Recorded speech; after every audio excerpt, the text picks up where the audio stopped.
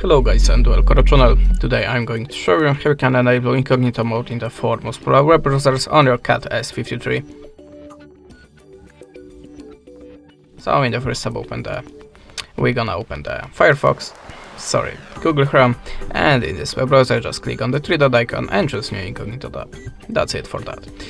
Now the next one, Opera. In this web browser just click on the tab icon, switch to private and click on the red plus to add a tab. Now it's time for Firefox again, and now if you have this welcome history, just click here on the zero mask. If the background is purple, that means you are in the incognito mode. If you have any tab opened, click on the tab icon, switch to the zero mask and click on the plus private. And the last one, Microsoft Edge. In this web browser, lagging Opera, just click on the tab icon, switch to in private and click on the plus. And now in the incognito mode, your history, cookies files, cache files, even the learned words from the keyboard will be not saved. That's it. Thanks for watching. Leave us a subscribe or a comment, and goodbye.